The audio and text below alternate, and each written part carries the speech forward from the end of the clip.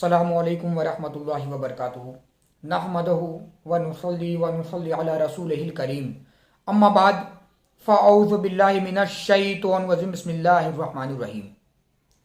درس نمبر 388، پارہ 6، سورہ مائدہ، آیت نمبر 3۔ اس آیت کا ترجمہ اور آدھی تفسیر اگلے درس میں پڑھ چکا ہوں، اس سے آگے سماعت فرمائیے۔ اہل عرب کی ایک عادت یہ بھی تھی کہ جب انہیں کوئی مہم پیش آتی تو ان تیروں کی طرف رجوع کرتے جو بے پر اور بے پیکان ان کے پاس محفوظ تھے، جنہیں وہ ازلام، فال لینے کے تیر جن سے جاہلیت میں عرب تقسیم کیا کرتے تھے، اور اقداح یعنی نوک اور پر کے بغیر تیر، جوئے کا تیر کہتے تھے۔ یہ 3 تیر تھے جن کو ایک تھیلی میں ڈال کر اسے دیتے جو حبل کا مجاور ہوتا۔ ایک تیر پر لکھا ہوتا امرنی ربی، یعنی حکم کیا مجھ کو میرے رب نے، اور دوسرے پر لکھا ہوتا تھا نہانی ربی، یعنی منع کیا مجھ کو میرے رب نے، اور تیسرے پر کچھ نہیں لکھا ہوتا، اس کو منی کہتے تھے، یعنی جوئے کا تیسرا تیر جس کا کوئی حصہ نہیں ہوتا۔ پھر جب کوئی شخص کسی کام کا قصد کرتا تو حبل کے مجاور کے پاس جاتا اور اس کے واسطے تحفہ اور ہدیہ لاتا، اور تیروں کی اس تھیلی میں ہاتھ ڈالتا اور ایک تیر نکالتا۔ اگر اس تیر پر لکھا ہوتا امرنی ربی تو فوراً اس کام میں وہ تیر نکالنے والا مشغول ہو جاتا، اور اگر تیر پر نہانی ربی لکھا ہوتا تو سال بھر تک اس کام کو ترک کرتا، اور اگر منی یعنی بے لکھا تیر نکلتا تو وہ شخص پھر تھیلی کی طرف رجوع کرتا اور دوبارہ قسمت آزمائی کرتا۔ ایک قول یہ بھی ہے کہ کفار اپنے بتوں پر مذبوحہ جانوروں کی تقسیم تیروں کے ذریعہ کرتے، اور پانچوں کے ذریعے بانٹنا، یعنی تمہارا جوئے کے تیر سے اپنے حصے تقسیم کرنا یہ گناہ ہے، اور باہر نکل جانا ہے دائرہ اسلام سے، اس واسطے کہ حق تعالیٰ پر افتراء ہے اگر رب کی طرف اسے منسوب اور مشہور کرتے ہیں، اور شرک ہے اگر غیر خدا کی طرف منسوب کرتے ہیں۔ اے محبوب، یہ نہایت شکر کا مقام ہے کہ آج نا امید ہو گئے ہیں جنہوں نے انکار کر دیا ہے اور کفر پر اڑے ہوئے ہیں کہ وہ تمہارے دین کا کچھ بگاڑ نہ سکیں گے، اور اب وہ تمہارے دین کے نام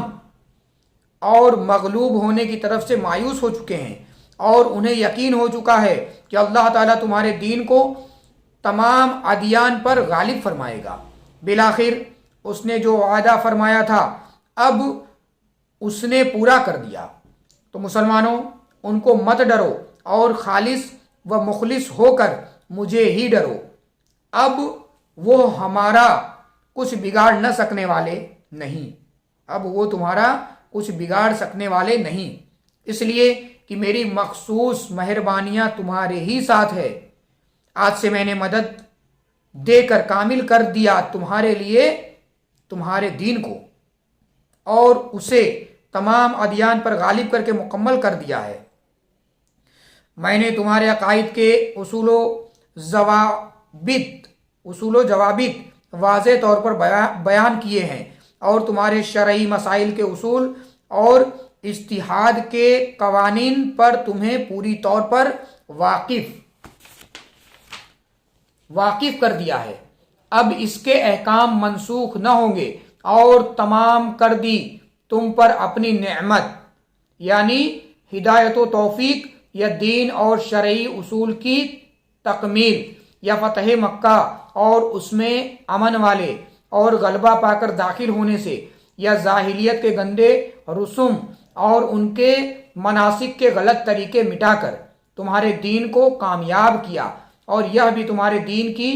تکمیل کی علامت ہے کہ اب کوئی مشرک مکہ مکرمہ میں حج نہیں کر سکے گا، اور نہ ہی وہ ننگا ہو کر کعبہ معظمہ کا طواف کر سکے گا۔ الغرض سن لو اور یاد رکھو کہ ہم نے پسند فرما لیا تمہارے لیے دین اسلام کو جو سب دینوں سے پاکیزہ تر ہے۔ یہ آیت حجۃ الوداع میں 9 ذی الحجہ کو بروز جمعہ بوقت عصر یا باثناء خطبہ جمعہ نازل ہوئی۔ اس وقت حضرت صلی اللہ تعالی علیہ وسلم اپنی ناقہ یعنی اونٹنی شریف پر سوار تھے یا ممبر پر رونق افروز تھے۔ اس آیت شریفہ کے نازل ہونے کے بعد آپ 81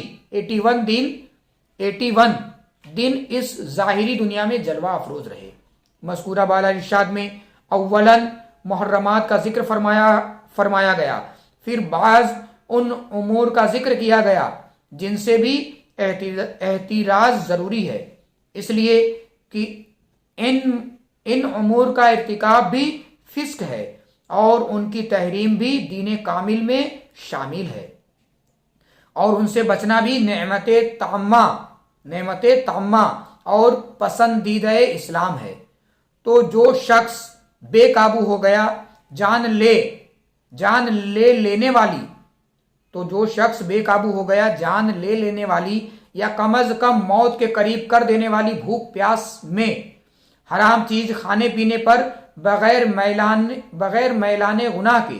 یعنی جب کہ اس کا اس حرام کی طرف جھکاؤ اور میلان نہ ہو، الغرض نہ تو وہ اسے لذت کے طور پر استعمال کرے اور نہ ہی رخصت کی حد سے متجاوز ہو کر سد رمق سے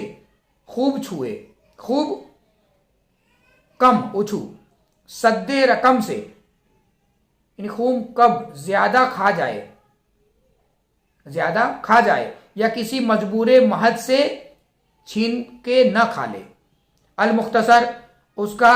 حال یہ ہو کہ گناہ کی طرف جھکنے والا نہ ہو تو بے شک اللہ تعالیٰ اس کے لیے غفور ہے، اس کے اس گناہ کو بخشنے والا ہے کہ ایسی حالت میں حرام کھانے پر مواخذہ نہیں فرمائے گا، اور رحیم ہے یعنی بے حد رحم فرمانے والا ہے اس پر کہ اس قدر کھانے کی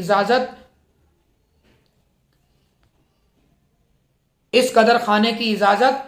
مرحمت فرما دی۔ اس طرح مرحمت فرما دی۔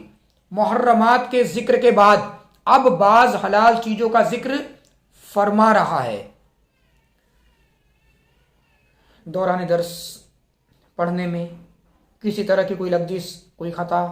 کوئی غلطی ہوئی ہو تو میں اللہ رب العزت کی بارگاہ میں توبہ کرتا ہوں، معافی مانگتا ہوں، اللہ رب العزت قبول فرمائے۔